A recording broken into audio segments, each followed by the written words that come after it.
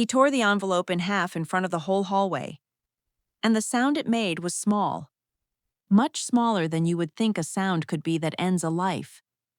Seoul National University, early admission, College of Engineering. My name printed on the inside where he could not have read it yet, because he tore it before he opened it. Because opening it was never the point. The point was that Ha Jin from Class 3 was standing next to me holding the same envelope, unopened. And Do Hyun had decided, in the 2 seconds he had to decide, that only one of us should have a future, and that it should be the girl he liked. Oops, he said. He was smiling. 18 years old. Captain of the soccer team. The kind of boy teachers apologize for. It probably wasn't real anyway. Nobody from our school gets Seoul National. The pieces of the envelope were on the floor between my shoes. I remember the exact pattern they made. I have had a long time to remember it. In my first life, I dropped to my knees in that hallway and tried to fit the two halves of the envelope back together, as if the letter inside could be untorn, as if the admissions office would care that the paper was damaged. I was crying so hard I could not breathe, and 40 students stood in a circle and watched me kneel on the floor and scrabble at pieces of paper, and Do Hyun laughed, and Ha Jin covered her mouth, and somewhere a phone was recording, because there is always a phone.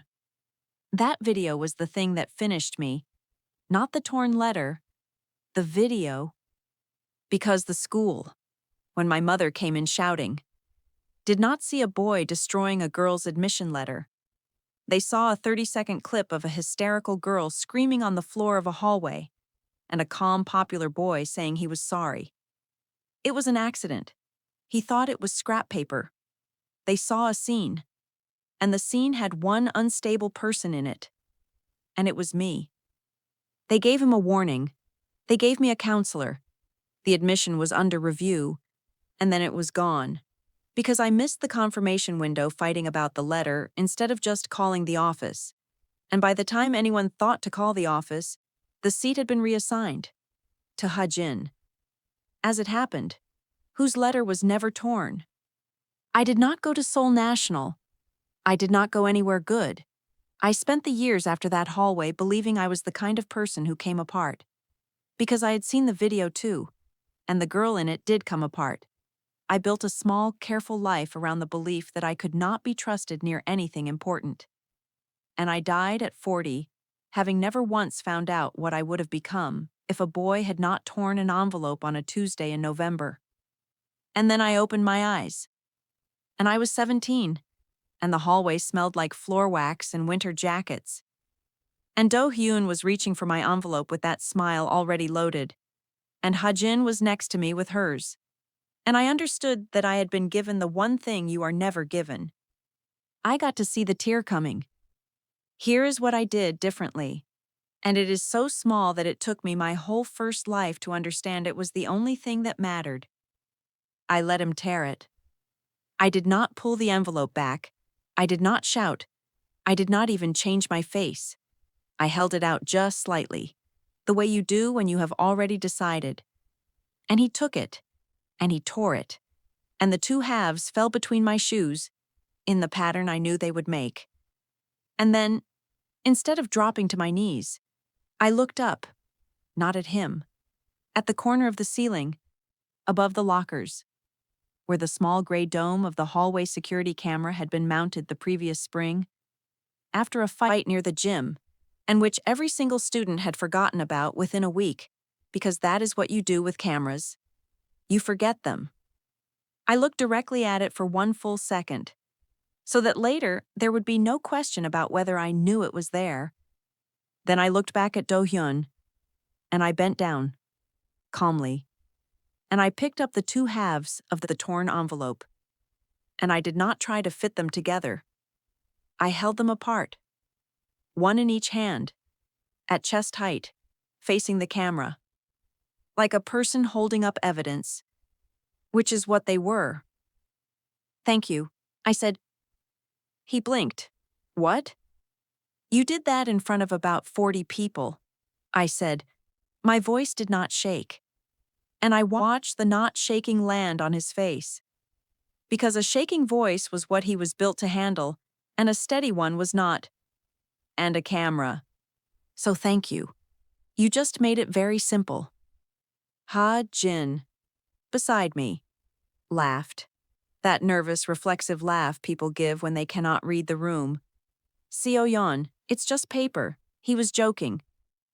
It's my Seoul National admission letter, I said, still calm, still facing the little gray dome so the words would be on the audio. Early decision. College of Engineering. He tore it before I opened it.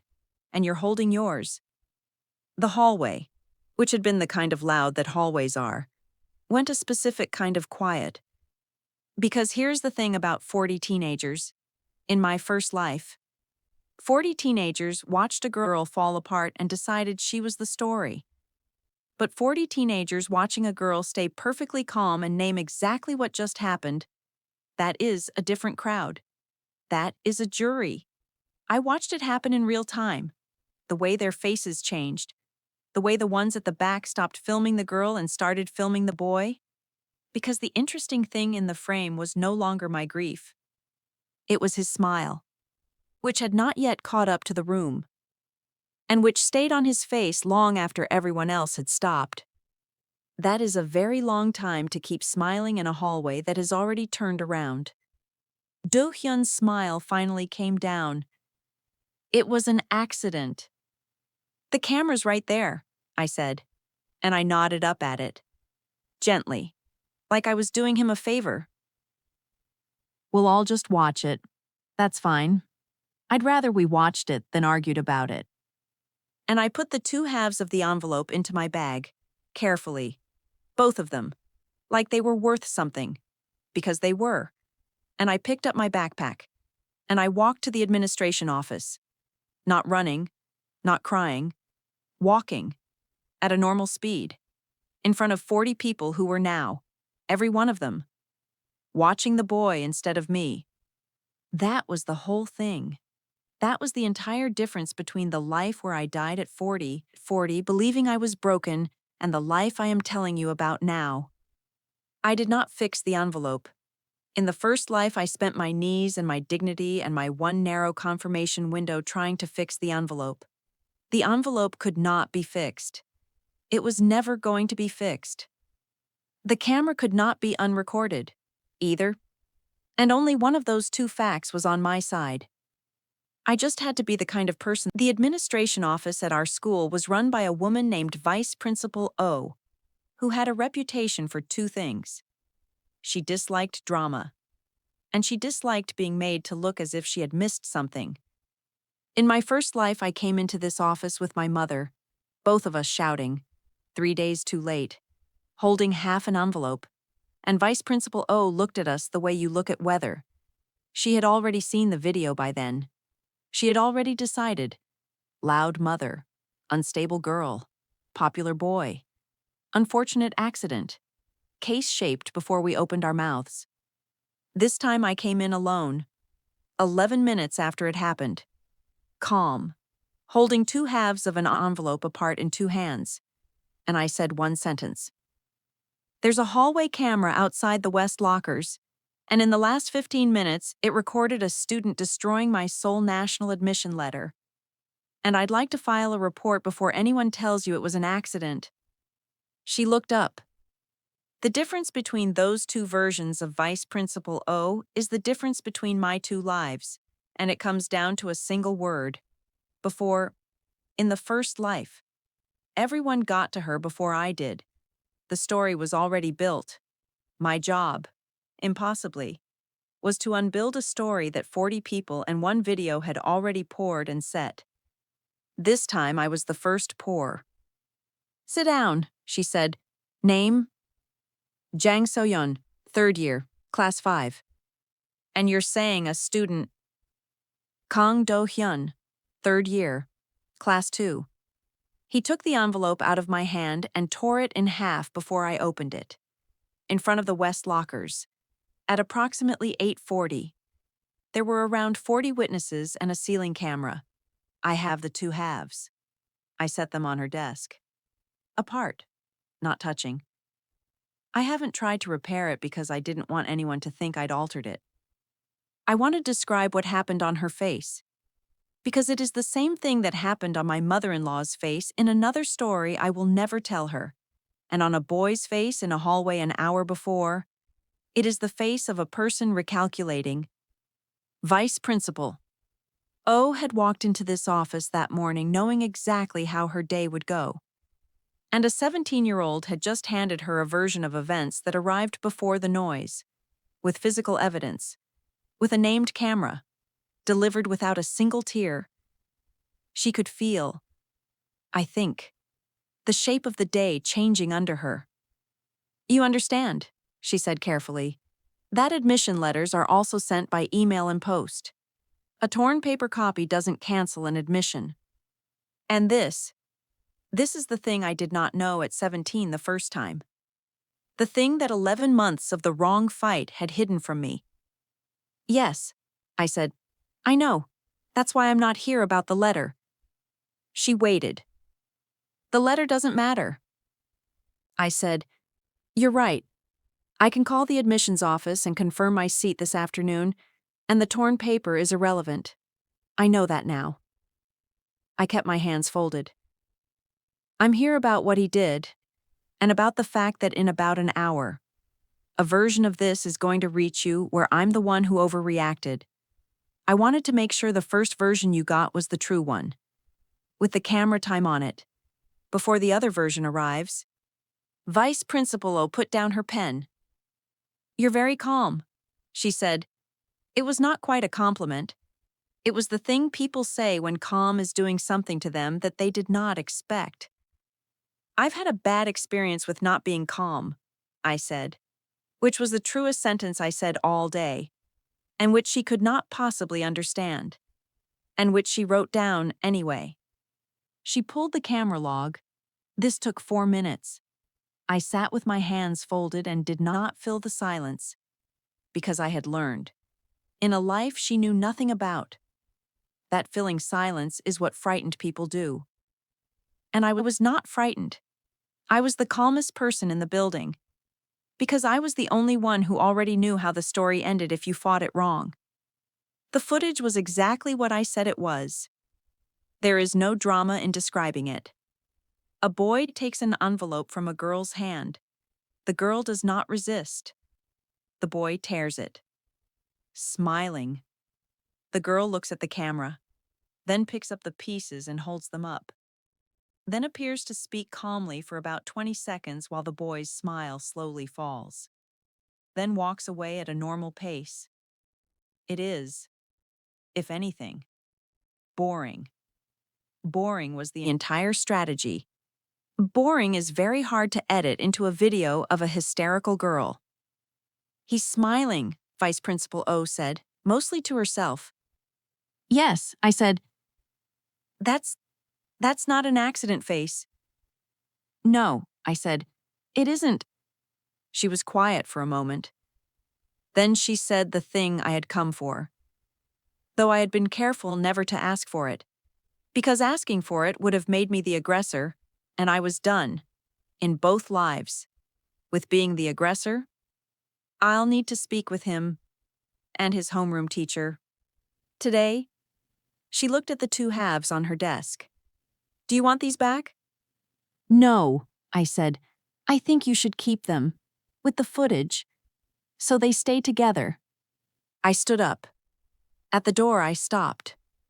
And I did one more thing, and it was the last piece. The piece I had planned in the 11 minutes it took to walk from the West lockers to this office. Back when I was still deciding what kind of person I was going to be this time. Vice Principal O, I said, I'm not going to talk about this to the other students. I mean, I'm not going to post anything. I'm not going to make it a thing in the hallways. I'm not going to give any interviews to the class group chat. If anyone asks me, I'm going to say it's being handled by the school, and I trust you. I met her eyes. I just wanted you to hear that from me, so you know I'm not trying to run this myself. I'd rather you ran it. I have thought a great deal about why that sentence worked, And I think it is this: every adult who deals with teenagers is braced. Always. For the teenager who wants to run the story, who wants the drama, the sides, the followers, the noise, that is the exhausting kind. I had just told her I was the other kind. I had handed her the whole thing and stepped back from it. On purpose. Where she could see me step back.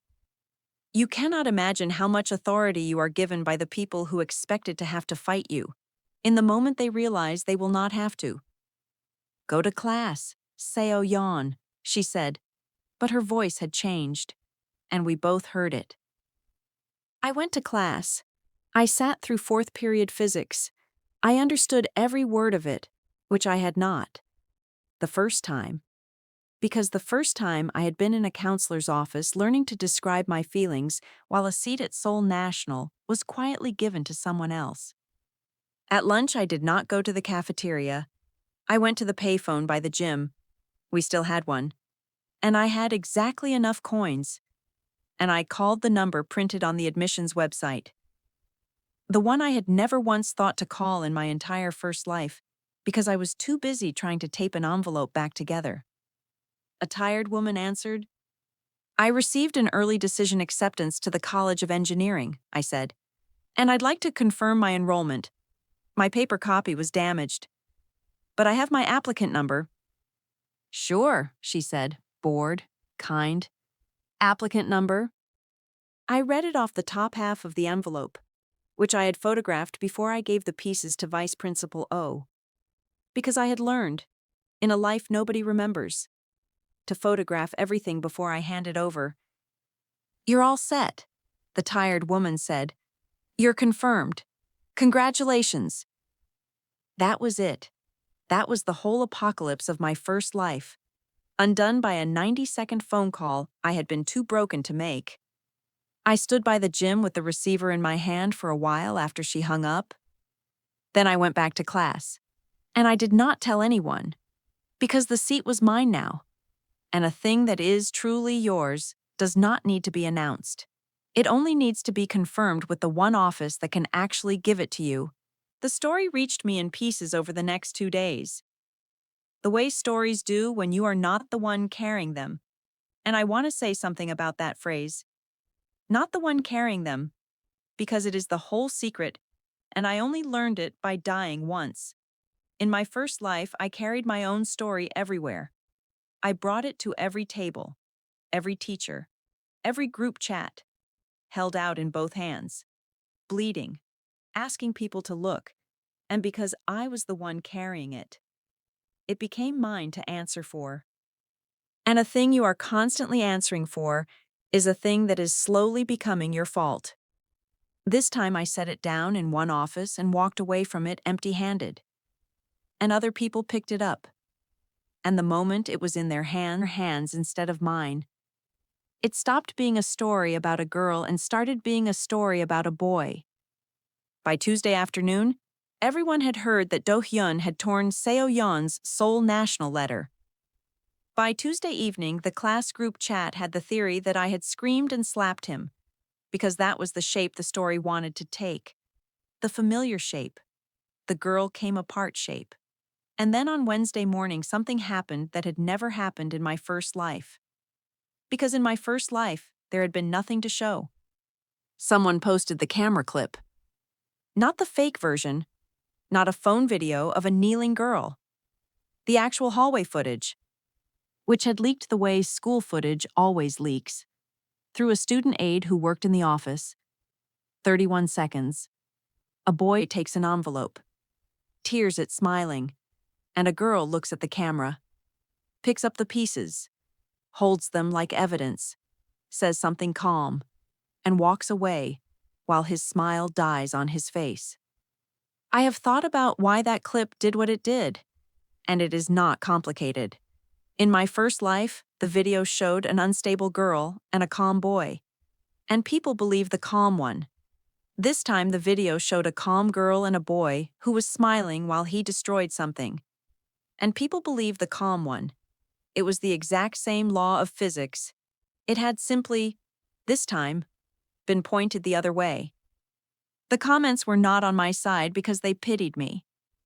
Pity is worthless. I had learned that on a hallway floor. They were on my side because I had not asked for anything. There is no one harder to defend than a victim who is performing, and no one easier to defend than a girl who names what happened in a level voice and walks to the office. The crowd does not rescue the drowning. It follows the one who is already walking to shore. Do-hyun tried to correct it. That was his mistake. And it was the same mistake I had made in my first life with the roles reversed. He tried to fix the envelope. He posted a long message in the class chat about how it was a joke, how we were friends, how I was blowing it up, how the clip didn't show the context. And every line of it was a boy on his knees on a hallway floor trying to tape two halves of paper together. And everyone could see it, because I was not there arguing with him. That was the key. I said nothing. An argument needs two people. And I had left. His long message just hung there, arguing with no one. Sounding, to 40 people who had watched me stay silent, exactly as unstable as I had sounded the first time. He deleted it that night. Deleting it was worse.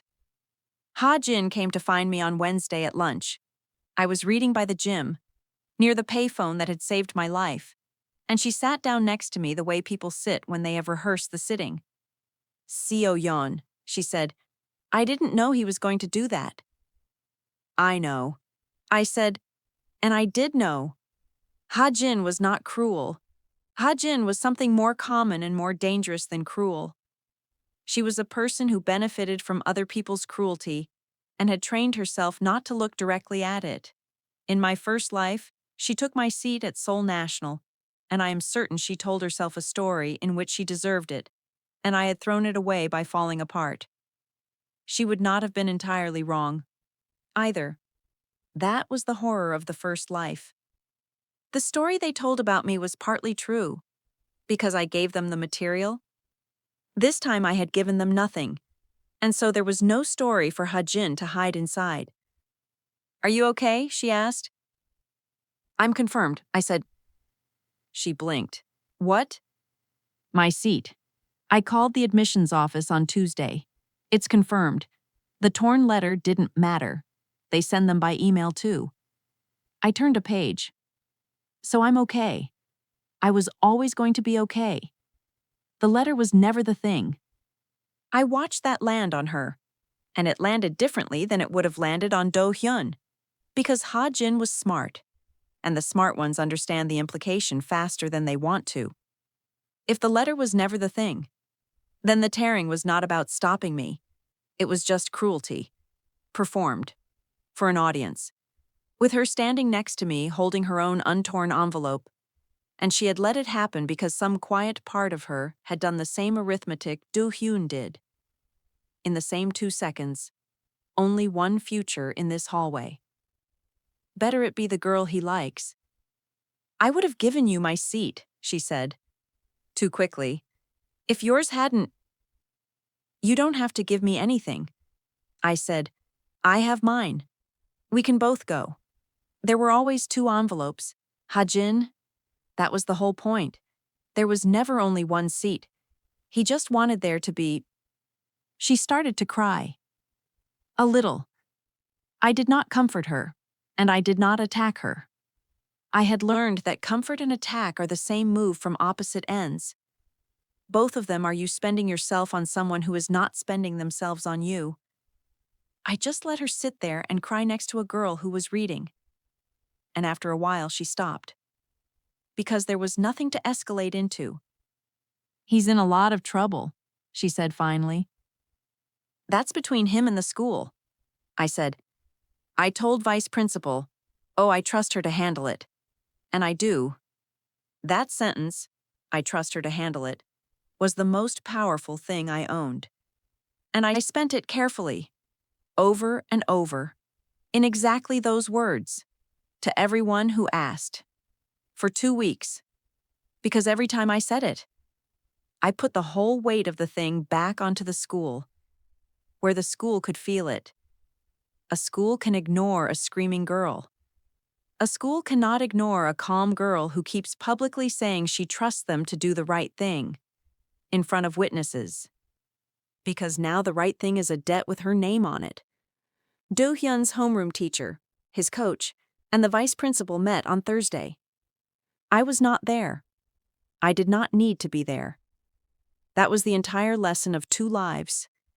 The room where your fate is decided is almost never the room you are standing in. And the loud people who benefit from a cruelty do not defend it. They reframe it.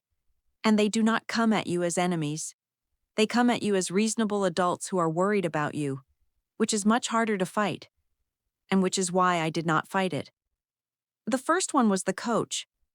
Kang Do-hyun's soccer coach was a broad, friendly man named Coach Yoon, who had won the district championship twice, and was therefore, in the ecology of our school, more powerful than any vice principal.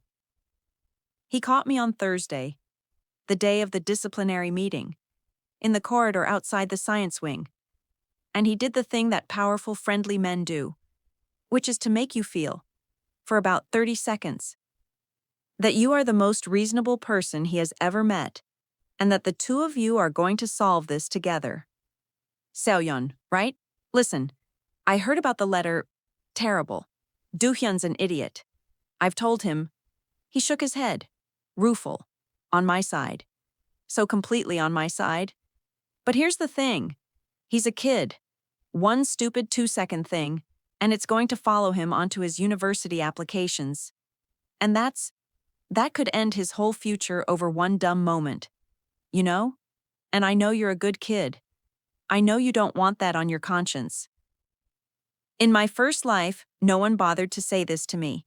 Because in my first life, I had already lost, and there was nothing to negotiate. This time, I had won so quietly and so early that the machine had not finished processing it. And so I got to see the part that is usually hidden. The part where, once they realize you are going to win, they try to make winning feel like cruelty. I understood exactly what he was doing. He was moving the crime. 20 minutes ago, the crime was a boy tearing a girl's future in half in front of 40 people. Now, in Coach Yoon's telling, the crime was going to be me ending a boy's future. And Do-hyun's tearing had been demoted to one dumb moment. He was handing me a new role, the vengeful girl who ruins a boy's life. And he was doing it so warmly that refusing it would make me the unreasonable one. The first life me would have argued, would have said, but he tore my letter, would have listed the unfairness, would have gotten loud, and every word would have moved me 1 inch further into the role he was building. I did not argue. Arguing was the trap. Arguing accepts that there is something to negotiate. I'm not doing anything to him. I said, I filed a report about something he did. The school decides what happens next. Not me. I trust them to be fair to everybody, including him. Coach Yoon smiled. Encouraged. Thinking he had an opening. Right, exactly. So, if you just told the vice principal you didn't want to press it, that you two worked it out. But we didn't work it out, I said, pleasantly. He tore my admission letter and hasn't apologized.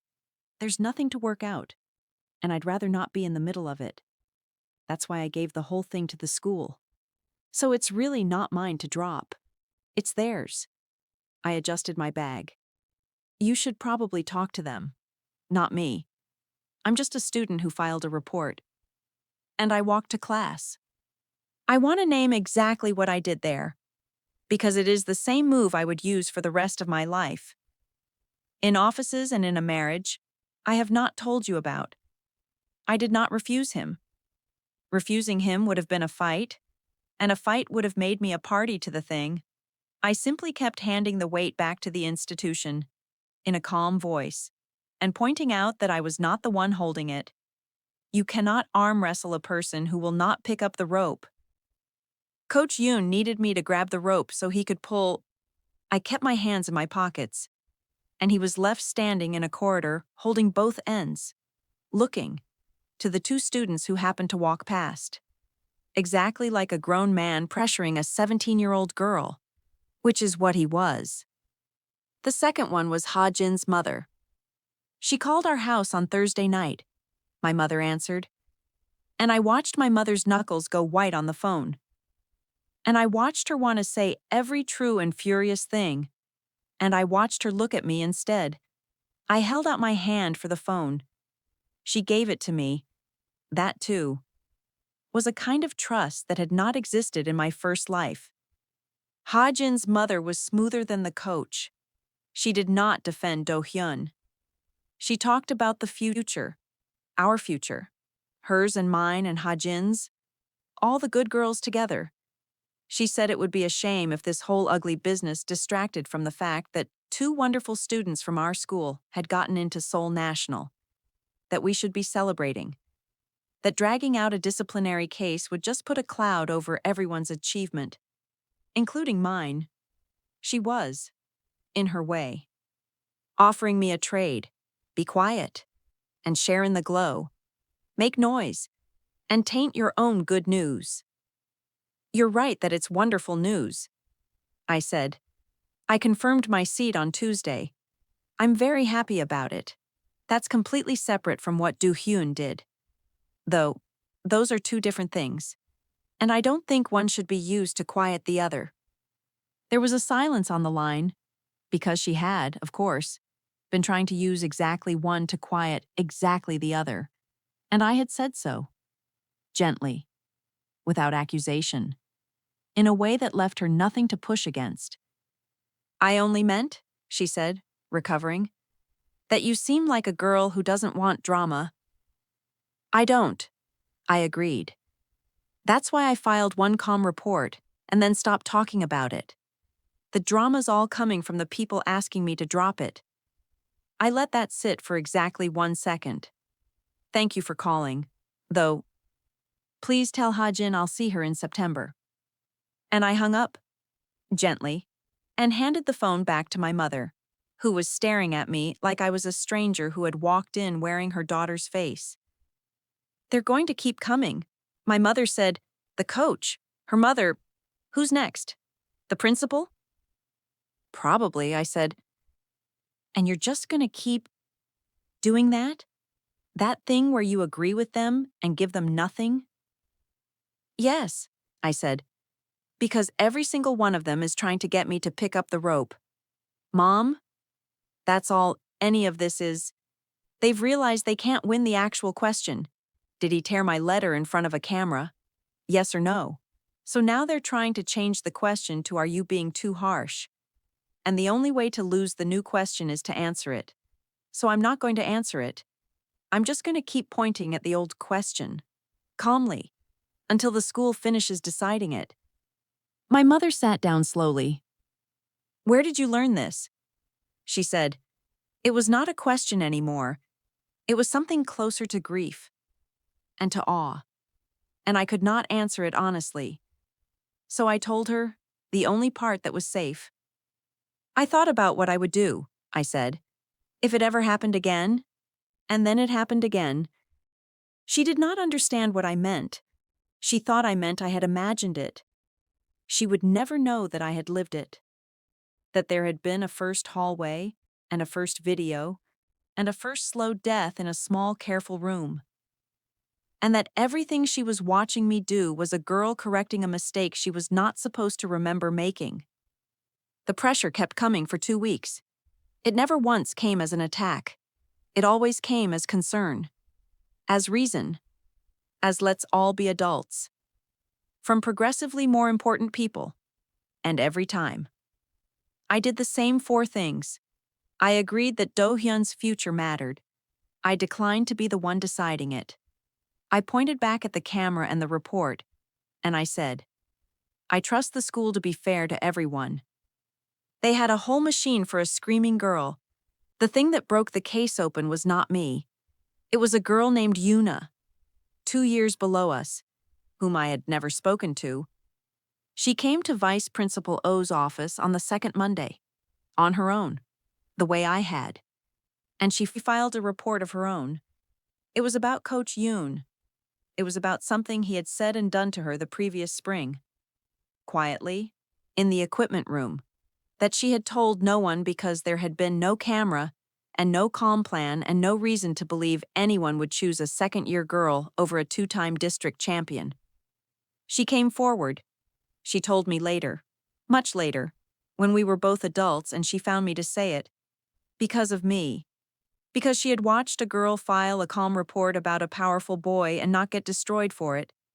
Because for the first time in the entire life of that school, the machine had visibly failed to protect someone it usually protected. And a crack had opened. And through the crack, a 15-year-old girl could suddenly see that it might be safe to speak. I did not do that on purpose. I want to be honest about that. I did not stay calm in order to give courage to a girl I had never met. I stayed calm to save my own seat at Seoul National. But that is the part nobody tells you about doing the quiet thing correctly. It does not just win your own case. It changes what other people believe is possible. A screaming girl teaches everyone that fighting gets you destroyed. A calm girl who wins teaches everyone that the machine can lose. And once one person has seen the machine lose, it can never again convince them it is invincible. Coach Yoon did not coach the next season. That was not my doing, and it was not Yuna's doing alone. It was the two reports sitting in the same office at the same time. Mine about the boy he protected, and hers about the man himself. Each one making the other impossible to dismiss. Alone. Either of us could have been managed. The screaming girl. The second year with no evidence. Together. Calm and on the record. We were a pattern. And a pattern is the one thing a school cannot counsel away. Do Hyun's outcome came down that same week. Suspension. A formal disciplinary note in his record. Not a vague one. A specific one. Naming the destruction of another student's admission materials. And because Do Hyun's whole life had been built on never having been in trouble. The note did exactly what such notes do. 3 weeks later, when the early decision results came out for the boys who had spent all autumn certain of them. His did not come. I heard about it the way you hear about weather changing in a town you have left. His father came to the school one last time. Near the end. Not to fight. The student aide, who by then told me everything, said he asked to see the footage again. Alone. And vice principal. Oh, let him. And he sat in that office and watched 31 seconds of his son smiling while he tore a girl's future in half. And then he said, "Turn it off." And he did not say anything else. He did not blame the school. He did not blame me. For the first time in 18 years, the machine that had been quietly protecting his son had stopped running. And in the sudden silence, he could finally see the boy the machine had been hiding. I have thought about that man more kindly than I ever expected to. He was, in the end, the only adult in the whole affair who looked directly at the true thing and did not flinch away from it. I did none of that to Do Hyun. I have to keep saying it. Because people always want me to have done it. Want there to be a moment where I struck the blow. There was no blow. I filed one report and made one phone call, and then I simply stopped being the noise that hid what he was. Everything that happened to him after that. He had built himself. One unwitnessed cruelty at a time. I did not knock him down. I just stepped out of the way and let everyone finally see him standing there. The record did the rest. The record was always going to do the rest. The moment anyone could see it clearly. At the end of it all, Vice Principal O called me into her office one more time. She had the two halves of the envelope in a folder. She slid them across the desk to me. "You handled this," she said. "Better than most adults would have." "I had help," I said. "You were fair. Not everyone would have been." She looked at me for a moment, and I think she wanted to ask the same question my mother had asked. Though where did you learn this question? And I think she decided she did not want the answer. Some kinds of composure in a 17-year-old are better left unexamined. The girl who came forward about the coach, she said instead, Yuna, she wouldn't have. If she hadn't watched how this went. You know that. I didn't do it for that. I know, she said. That's why it worked. She closed the folder. Doing it for that never works. It comes out as performance and everyone can smell it. You did it because it was the correct thing to do calmly. And the courage it gave the other girl was a side effect. Remember that. The side effects of doing the quiet thing right are worth more than anything you could aim for on purpose. I have remembered it. I have remembered it in lecture halls and job interviews and one very bad boardroom years later. Every time someone tried to hand me a fight, I was supposed to lose by accepting, but I never told anyone why a 17-year-old had stood so still in a hallway. Because there is no one alive who would believe that the calm had come from somewhere real, from a small, careful room at the end of a wasted life, where I had already learned exactly how much a person loses when they let other people decide who they are. I took the two halves of the envelope home. My mother framed them, side by side, with a gap between them, unrepaired, the way I had held them up to the camera. We never taped them back together. That was the whole point. You do not fix the torn thing. The torn thing is gone. Grieving it is how they win. You pick up the pieces, and you hold them where the truth can see them, and you walk, at a normal pace, to the one office that can actually give you back your future, and you leave the person who tore it standing in the hallway. Ha-Jin and I both enrolled at Seoul National that spring. She sent me a message the summer before, a long one, an apology with real remorse in it. She wrote about the hallway, about standing next to me, holding her own untorn envelope, about the 2 seconds in which she had let something happen because some quiet part of her had done the same arithmetic Do Hyun did. Only one future here. Better it be the one that costs me nothing. She had had months to sit with what that made her. And the message was the sound of a person who had finally looked at it directly. I read all of it, and I answered it with 2 lines. Thank you for saying so. I'll see you in September. I was not warm and I was not cold. Ha-Jin had done nothing to me directly. She had only stood beside a cruelty and hoped it would resolve in her favor. And she had been given 4 years to know exactly what that was. That was punishment enough. And it was not mine to add to. We were never close. But we were. For 4 years. 2 women who both knew precisely what the hallway had been. And there is a strange clean honesty in that. Cleaner than most friendships. She became a good engineer. So did I. Do-hyun I saw once more, years later, and I will tell you about it. Because it is the part people always want, and it is not the part that matters. It was at a wedding, a mutual classmate's. One of those weddings where the entire graduating class is quietly ranked by how well things turned out, where everyone counts everyone else's clothes and jobs and rings without appearing to. He was there. He had gone to a lesser school and then a lesser job.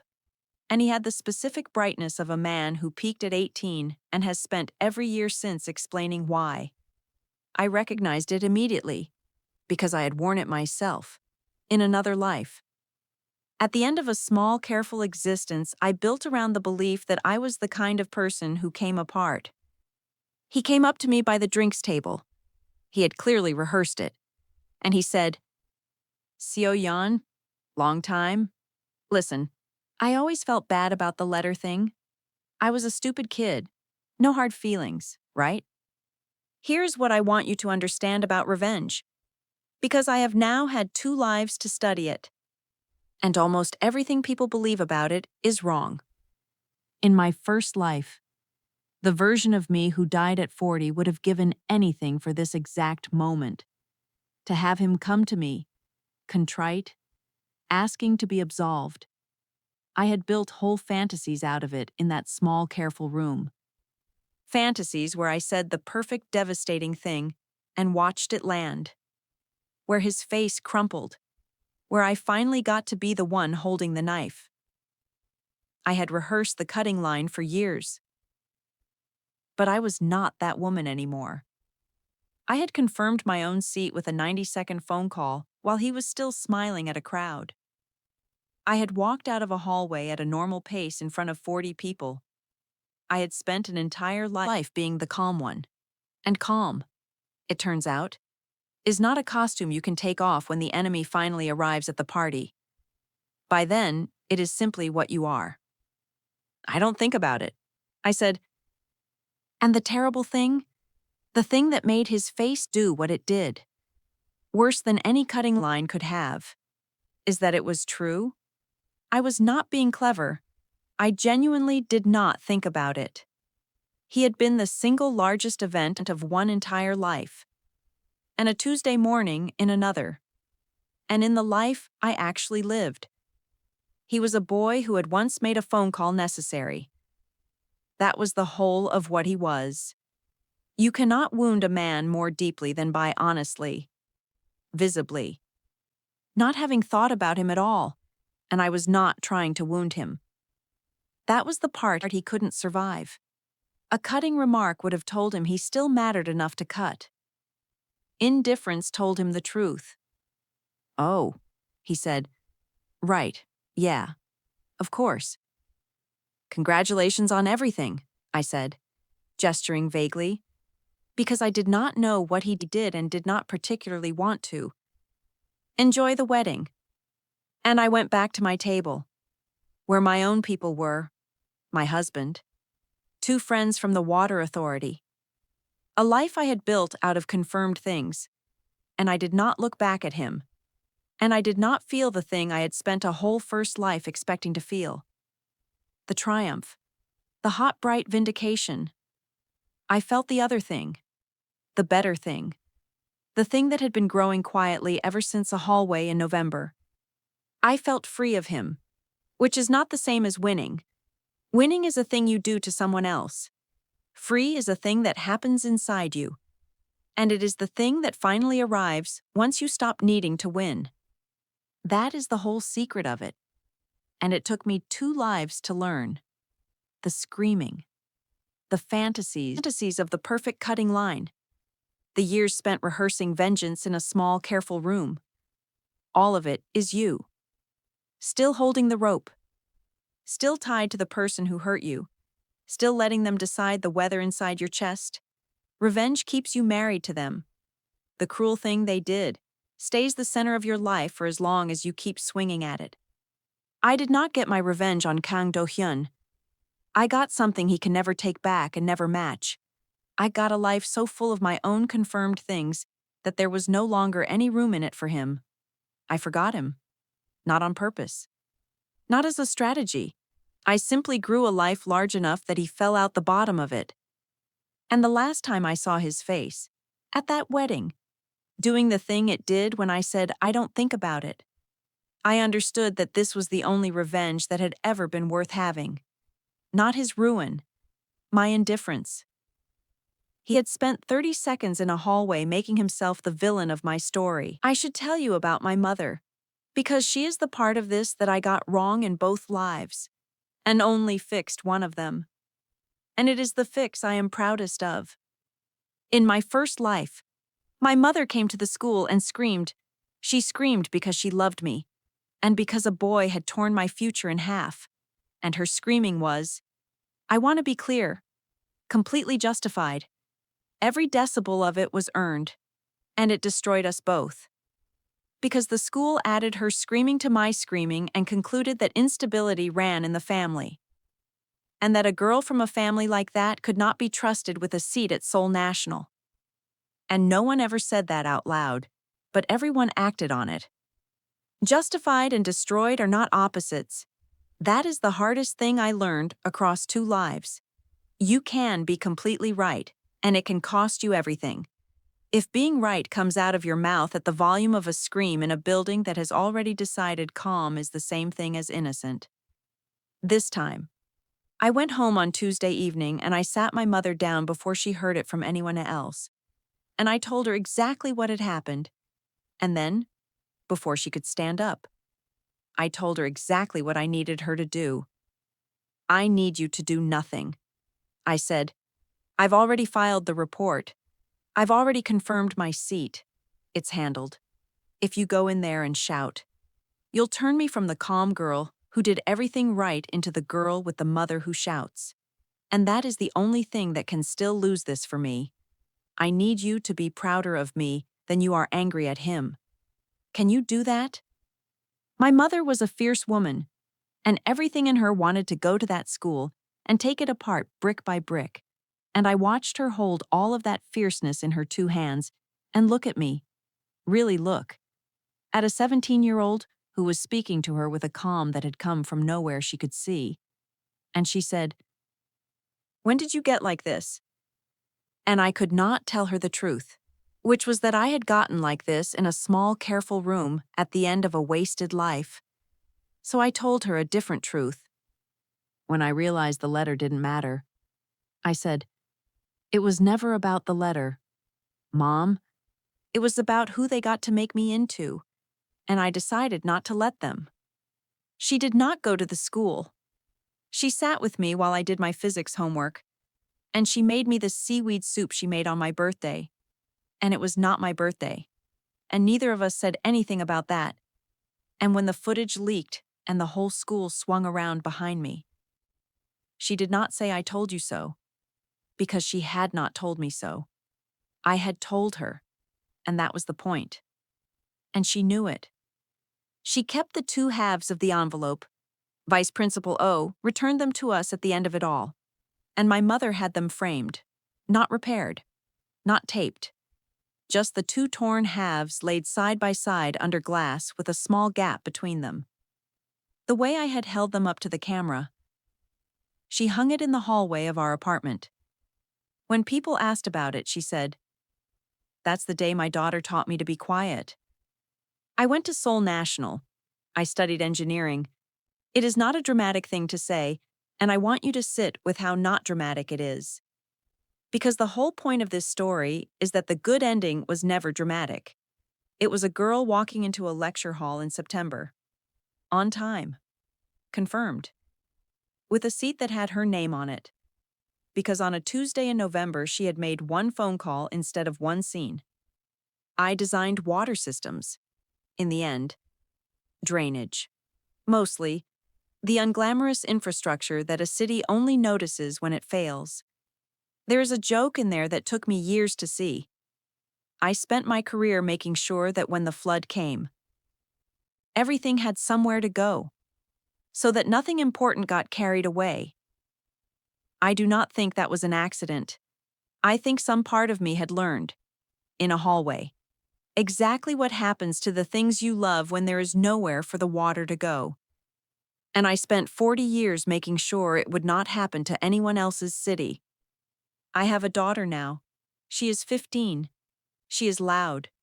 She is furious about everything. All the time. In the way you get to be when you have never yet been made to pay for it. The framed envelope hangs in our hallway. Two torn halves. Under glass. A small gap between them. I never taped it. She has walked past it her whole life. Last month she finally stopped and looked at it and asked what it was. I could have sat her down. I could have given her the whole speech. The camera. The office. The phone call. Don't give them the second thing. Your scream is the only tool they have. Be everything else. I have the speech. I have had it ready for years. I didn't give it to her. I just said, that's the day someone tried to tear up my future in a hallway. And that's what was left of it the next morning. And I pointed at the top half, where you can still read 3 letters of the university's name through the glass. See? Still says it. Paper tears. The seat was mine anyway. She looked at it for a while. 15. Furious. Trying to work out why her mother had framed a ruined thing instead of throwing it away. Why didn't you fix it? She said. Because it didn't need fixing. I said, that's the whole point. I did. And I left her standing in the hallway in front of 2 torn halves that do not touch. And I did not explain any further, because some things you cannot teach a person with a speech. You can only hang them on a wall, unrepaired, in the light, and wait for the day she is ready to understand why the woman who could have taped it back together chose, instead, to frame the tear. She'll get there. She has time. That was the whole thing I fought for,